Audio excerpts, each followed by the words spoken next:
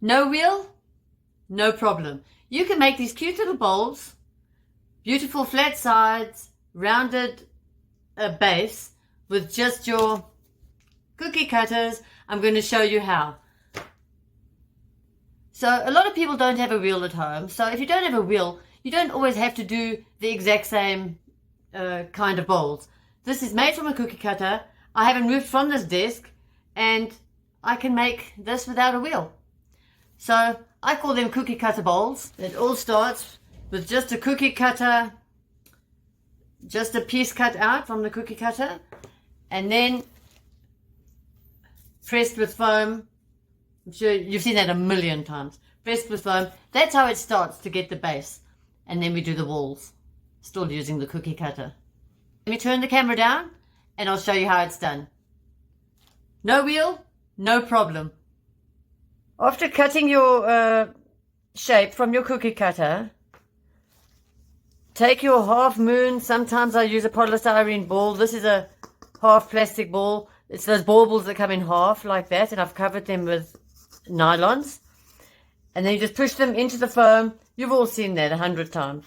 Okay, so you do that first to get your nice rounded base. So while that is sitting there and drying, I've already cut a piece. Now you cut your edge. I'm cutting the side wall of the piece. And you want it to be flat, but the same width as that, slightly wider than the bowl. What this one looks like, it's going to be the same size as inside this cutter. I usually take my straight edge, put it flush on the table and cut at a 45-degree angle if I want to cut down. So I'm cutting it, placing it on the table, 45-degree angle. So 45-degree angle.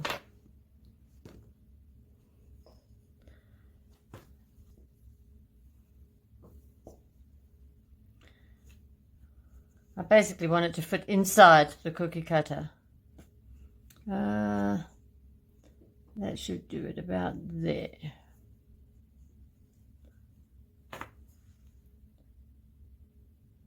About there. Take the straight edge, 45-degree angle.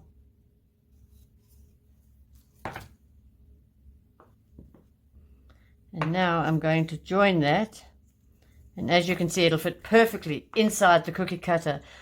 The reason I like doing it like that, because you can stabilize the walls beautifully and manipulate it while you're working. So I'm going to join these with my vinegar. So create your full ring first. Toothbrush. I always do it twice.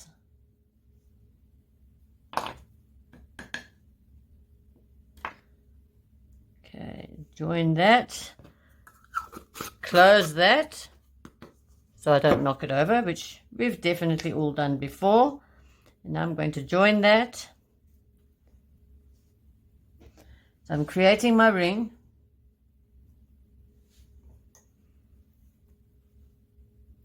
And this is going to fit exactly on top of it. And as you can see, the outside ring is slightly bigger than the outer edge there, slightly, but it can fit inside here. How cool is that? So using the vinegar again, I've made my beautiful circle. I would spend a little bit more time, but I'm showing you, so I'm speeding it up. So what I would do now, score, and then just score the edges of this. Get the vinegar. And people keep asking, why just vinegar? It actually breaks down the clay particles and goes deeper into the clay because it's broken it down. And because I do it twice, it even has a better bond. So as you can see, it's creating a slip. So you don't need to make a slip. Just dip dip your toothbrush in and put it on, and that is it. And I use vinegar like that for everything, whether it be handles, anything I join, any attachment, and I don't have any problems. So, but it's a choice. If you don't like it, that's also fine. I just love it because it's easy. And as you can see now, before I knock it over, so now it's the exact same size as the edges, as you can see. Now I'm going to pull the sides up just gently to manipulate it to the bowl shape. I really am rushing this to make it easy for you to see what I'm doing. So I would take a bit more time to make it a little bit better, but I don't have much time on camera here, so... And then get your little yellow rib, and you can smooth off any edges.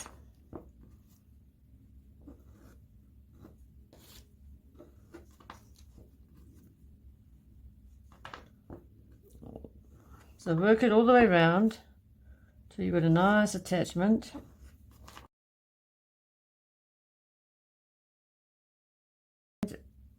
As you can see, this fits perfectly in there. So all of this keeps your shape, as you can see. Keeps my beautiful round shape. Or I can turn it over and place it inside there. So I can work this now, and it's not going to distort because it's going to just hit the edges of the cookie cutter. But what I would do now is either use your yellow rib and smooth these the connection inside. As you can see, I actually usually do it this way with the little rib. And then let's do that.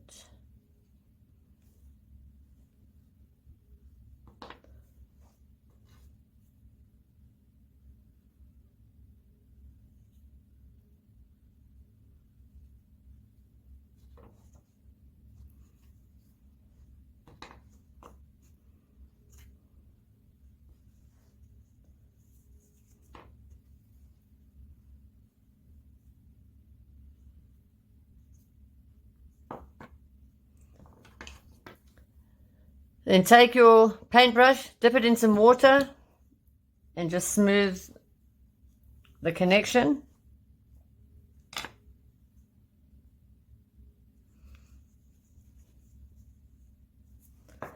And then to store it, what I would do is a bit of foam in the bottom, put the ball back so it maintains that shape and it maintains the dome shape. While it's on here, you can actually even just neaten your edges, as you can see, to get a beautiful smooth join. And that is how we make a cookie cutter bowl if you don't have a wheel. I call them cookie cutter bowls, but I think that's what it is. But if you don't have a wheel, I mean, not everyone does have a wheel at home, you can still make beautiful consistent bowls, and they'll all be the exact same size if you do the same method. Hope that makes sense.